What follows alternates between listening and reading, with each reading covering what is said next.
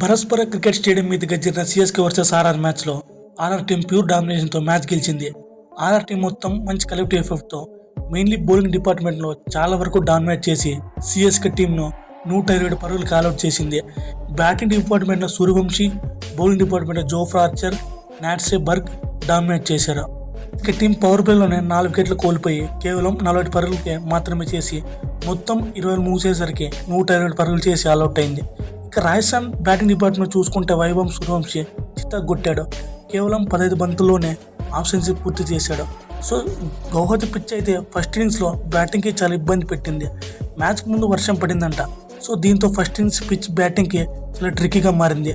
దీంతో ఆల్ఆర్ bowlers CSK బ్యాట్స్మెన్ని చాలా వరకు డామినేట్ చేశారు.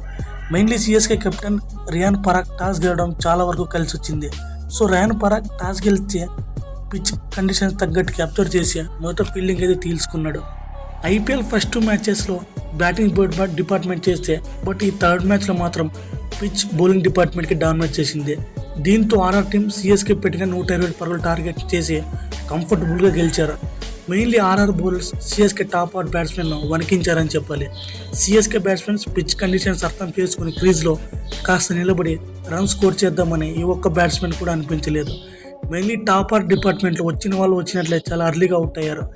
ఈ మ్యాచ్లో మన ఇంట్రెస్టింగ్ విషయం ఏంటంటే IPL thread Sanju Samson fail అయినప్పటికీ బట్ అదరంలో రవీంద్ర జడేజా మాత్రం అదరగొట్టాడు. ఒకే ఓవర్లో 2 కీలకమైన వికెట్లు పడగొట్టి ఆ తల్వార్ సెలబ్రేషన్ చేసుకున్నాడు. ఇప్పుడు మ్యాచ్ యొక్క పూర్తి హైలైట్ గురించి తెలుసుకుందాం. ఫ్రెండ్స్, ఈ వీడియో మీరు ఇక్కడ వరకు చూశారంటే ఈ వీడియో మీకు నచ్చింది అనుకుంటున్నా. ఫ్రెండ్స్, ఇలాంటి ఇంట్రెస్టింగ్ వీడియోస్ కోసం ఇప్పుడే మన యూట్యూబ్ ఛానల్ సబ్స్క్రైబ్ చేసుకోండి.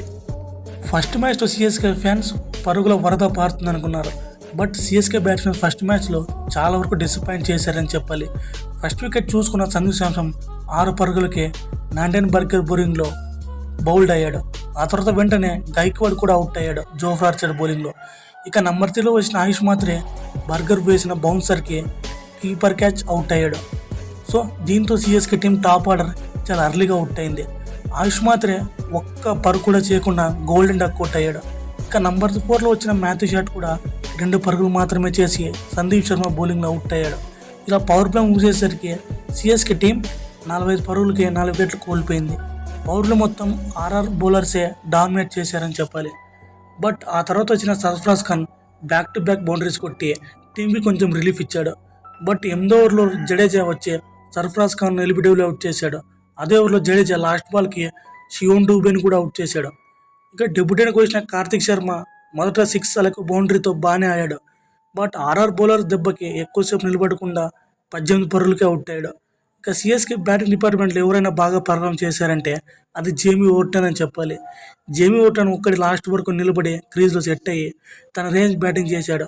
అదరాండ్లో వికెట్లు పడుతున్నా కూడా నెమ్మదిగా ఆడుతూ సిఎస్కే టీం స్కోర్ 100 పరుగుల మార్క్ అందుకునే చేశాడు. ఓవర్టన్ మొత్తం 43 పరుగులు చేసి సిఎస్కే టీం స్కోర్ 120 క్రాస్ అయ్యేలా చేశాడు. ఇక 128 పరుగులు టార్గెట్ తీసిన ఆర్ఆర్ టీంకి స్టార్ట్ చాలా అద్భుతంగా వచ్చింది. వైభవ్ సూర్యవంశీ సిఎస్కే బౌలర్ను చిత్తగొడుతున్నాడు. ఏకంగా 310 స్ట్రైక్ రేట్తో బ్యాటింగ్ చేశాడు. కేవలం 15 బంతుల్లోనే వైభవ్ సూర్యవంశీ తన ఫాస్టెస్ట్ 50 స్కోర్ చేశాడు.